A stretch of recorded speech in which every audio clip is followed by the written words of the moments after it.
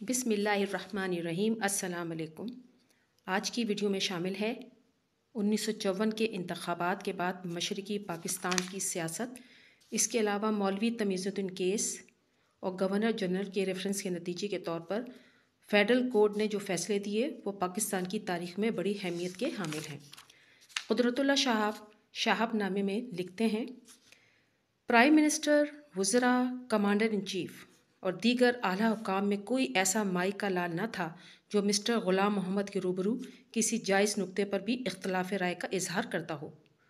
وہ سب ان کی ہاں میں ہاں ملاتے تھے اور ان کے منہ پر جی حضوری کا دم بھرتے تھے، لیکن ان کے پیٹھ پیچھے سب ان کا مذاق اڑاتے تھے اور ان کے احکام کو یا تو بالکل نظر انداز کرتے تھے یا اپنی خواہش کے مطابق توڑ مروڑ کر عملی جامہ پہناتے تھے۔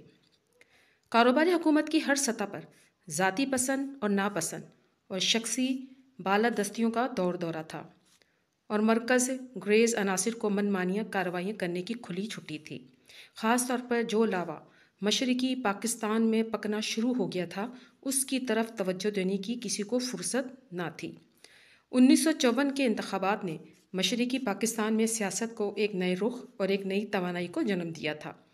اس کے مقابلے میں گورنر جنرل نے مرکز میں کٹ پتلیوں پر جو کھیل رچا رکھا تھا اس کی حیثیت قرون وسطیٰ کے رنگ میں رنگے ہوئے کسی رجواڑے سے مختلف ہرگز نہ تھی۔ مولانا بھاشانی نے کاغواری کے جلسے عام میں مغربی پاکستان کو السلام علیکم کی دھمکی سنا کر ایک خطرناک علیحدگی پسند رجحان کو زبان دی تھی۔ مسٹر غلام محمد کی صدارت میں نت روز مرکزی کابینہ اجلاس ہوتے تھے، لیکن ایسا اجلاس کبھی نہ ہوا جس میں مشرقی پاکستان کی نئی صورتحال کا سنجیدگی کے ساتھ سیاسی تجزیہ کیا جائے۔ کابینہ کا اجتماعی ذہن نوکر شاہی کی لکیر کا فقیر تھا۔ وہ مشرقی پاکستان میں ابھرتی ہوئی نئی سیاست کا جواب سیاست سے دینے کی اہلیت نہیں رکھتے تھے۔ ان کے ہاتھ میں تو وہی فرسودہ نو آبادیاتی فارمولہ تھا کہ اگر صوبائی حکومت پسند خاطر نہ رہے تو اسے برطرف کر کے صوبے میں گورنر راج نافذ کر دیا جائے۔ آئین ساز اسمبلی کے اسپیکر مولوی تمیز الدین خان نے اسمبلی کی برطرفی کو قبول نہ کیا تھا اور گورنر جنرل کے ہنگامی حالات کے خلاف سندھ ہائی کورٹ میں رٹ دائر کر رکھی تھی۔ سندھ ہائی کورٹ نے فیصلہ دیا کہ گورنر جنرل کو اسمبلی برطرف کرنے کا کوئی اختیار نہ تھا۔ حکومت نے اس فیصلے کے خلاف فیڈرل کورٹ میں اپیل دائر کر دی۔ فیڈرل کورٹ نے اسمبلی برطرف کرنے میں گورنر جنرل کے فیصلے کو برقرار رکھا۔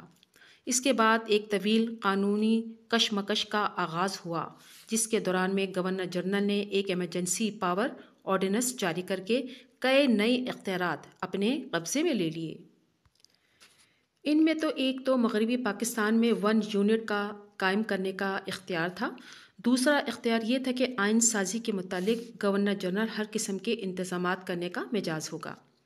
دراصل مسٹر غلام محمد کا ارادہ یہ تھا کہ وہ آئین ساز اسمبلی کی جگہ اپنی مرضی کے کچھ لوگوں کو نامزد کر کے ایک کانسٹیٹیوشن کنونشن قائم کر دے اور اس سے آئین سازی کا کام لیں۔ یہ اختیار اسی ادارے کو عملی جامہ پہنانے کے لیے حاصل کیا گیا تھا۔ اپنے ان اقدامات کے لیے قانونی آڑ حاصل کرنے کی نیت سے گورنر جنرل نے فیڈرل کورٹ کو ایک ریفرنس پیش کیا کہ وہ اسمبلی کی برطرفی سے پیدا ہونے والی صورتحال کا جائزہ لے کر اس کے عوامل اور عواقب کے متعلق انہیں اپنا مشورہ دیں۔ مولوی تمیز الدین کیس، یوسف پٹیل کیس اور گورنر جنرل کے ریفرنس کے نتیجے کے طور پر فیڈرل کورٹ نے جو فیصلے دیے وہ پاکستان کی تاریخ میں بڑی اہمیت کے حامل تھے۔ نمبر 1، اسمبلی کو برطرف کرنے کے لیے گورنر جنرل کا اختیار تسلیم کیا گیا۔ نمبر 2، گورنر جنرل کا یہ اختیار تسلیم نہ کیا گیا کہ وہ نامزد لوگوں کا کنونشن قائم کر کے آئین سازی کا کام ان کے سپرد کر دے، بلکہ عدالت نے اسے مشورہ دیا کہ وہ فوراً برطرف شدہ اسمبلی کی جگہ اسی طرز کی نئی اسمبلی قائم کرنے کے لیے انتخابات منعقد کروائیں۔ نمبر 3، بہت سے ایسے قوانین تھے جو پچھلی اسمبلی کی طرف سے ابھی باضابطہ طور پر نافذ نہیں ہوئے تھے۔ اسمبلی کی برطرفی کے بعد گورنر جنرل نے ایک آرڈیننس کے ذریعے اس کی توثیق کر دی تھی۔ فیڈرل کورٹ نے کہا کہ عبوری دور تک یہ توثیق کام آ سکتی ہے، لیکن جب نئی اسمبلی قائم ہوئی تو وہ ان قوانین کی باضابطہ منظوری دے دے۔ ان فیصلوں کے پیچھے نظریہ ضرورت کی روح کار فرما تھی۔ ریفرنس کیس میں چیف جسٹس نے خود لکھا کہ Federal Court of Pakistan report on the special reference made by His Excellency the Governor General of Pakistan Lahore 1955 P2. ہم ایک خندق کے کنارے آ پہنچے ہیں جہاں ہمارے سامنے صرف 3 راستے ہیں۔ نمبر 1، جس راہ سے ہم یہاں تک آئے ہیں اسی راہ پر واپس مڑ جائیں۔ نمبر 2، خندق پر ایک قانونی پل تعمیر کر کے اسے عبور کر لیں۔ نمبر 3، خندق میں چھلانگ لگا کر تباہی کا شکار ہو جائیں۔ فیڈرل کورٹ نے مسٹر غلام محمد کی کھودی ہوئی اس خندق پر جو قانونی پل تعمیر کیا تھا وہ قانون ضرورت کے ستون پر کھڑا کیا گیا تھا۔ قانون کی یہ شاخ ہمارے امور سلطنت میں پہلی بار 1955 میں داخل ہوئی اور 20-25 سال بعد پھل پھول کر ایسا تنومند درخت بن گئی جس کے سائے کے نیچے دب کر بہت سے دوسرے قوانین کی باڑ ماری گئی۔ جس زمانے میں یہ ریفرنس فیڈرل کورٹ کے زیر غور تھا، میں نے دیکھا میرا ڈپٹی سیکرٹری فاروق امین ہر دوسرے تیسرے روز مجھے بتائے بغیر لاہور آ جا رہا ہے۔ ایک روز میں نے اسے ڈانٹا کہ میری اجازت کے بغیر وہ اتنی بار لاہور کیوں آتا جاتا ہے۔ اس نے صاف گوئی سے کام لے کر مجھے بتایا کہ وہ گورنر جنرل کا کوئی خفیہ پیغام کوڈ ورڈز کی صورت میں چیف جسٹس مسٹر منیر کے پاس لے جاتا ہے اور وہاں سے اسے اسی طرح کوٹ الفاظ میں چیف جسٹس کا پیغام گورنر جنرل کو لا کر دے دیتا ہے۔ فاروق امین نے مزید بتایا کہ غلام محمد صاحب کا تاکیدی حکم تھا کہ وہ یہ بات ہرگز کسی کو نہ بتائیں۔ مجھے معلوم نہیں کہ گورنر جنرل اور فیڈرل چیف جسٹس کے مابین اس خفیہ پیغام رسانی کی کیا نوعیت تھی، اور نہ یہ وضوح سے کہا جا سکتا ہے کہ اس باہمی خفیہ پیغام رسانی نے فیڈرل کورٹ کے فیصلے پر کوئی اثر ڈالا تھا یا نہیں۔ البتہ اس میں کوئی شک نہیں کہ ایسے موقع پر مملکت کے سربراہ اور عدلیہ کے سربراہ کا آپس میں خفیہ رابطہ قائم کرنا دونوں کو زیب نہیں دیتا تھا۔ خدا خدا کر کے مسٹر غلام محمد نے کس قدر بیزاری سے فیڈرل کورٹ کا مشورہ تسلیم کر لیا اور ایک آرڈیننس کے ذریعے نئی آئینی سائز اسمبلی قائم کرنے کا فیصلہ ہو گیا۔ جس روز آرڈیننس تیار ہو رہا تھا، مسٹر غلام محمد نے مجھے حکم دیا کہ جس وقت بھی کاغذات مکمل ہو کر آ جائیں میں فوراً ان سے دستخط کروا لوں۔ اگر وہ سوئے میں ہوں تب بھی انہیں جگا کر دستخط لے لیے جائیں۔ میں اپنے دفتر میں بیٹھا انتظار کرتا رہا۔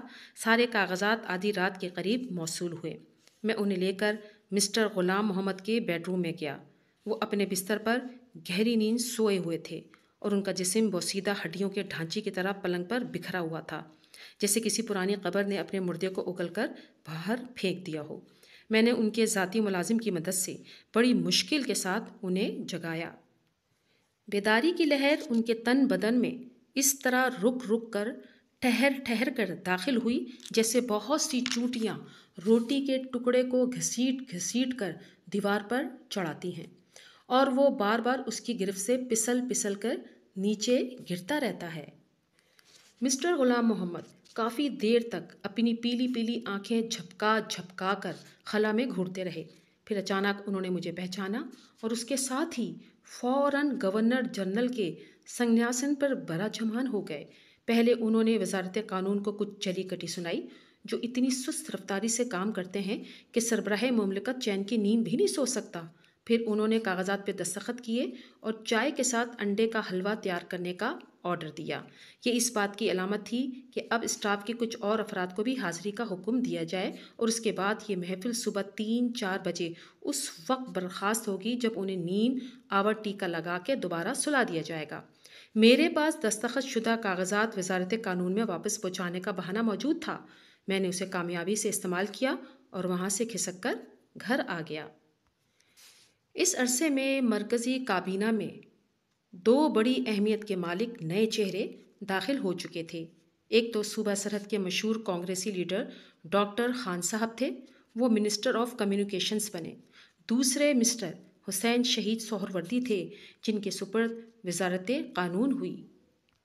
شہاب نامہ سے منسلک مزید اقتباسات انشاءاللہ تعالیٰ اگلی ویڈیو میں پیش کروں گی۔ ویڈیو اچھی لگے تو لائک کیجیے اور اپنے دوستوں کو شیئر ضرور کیجیے۔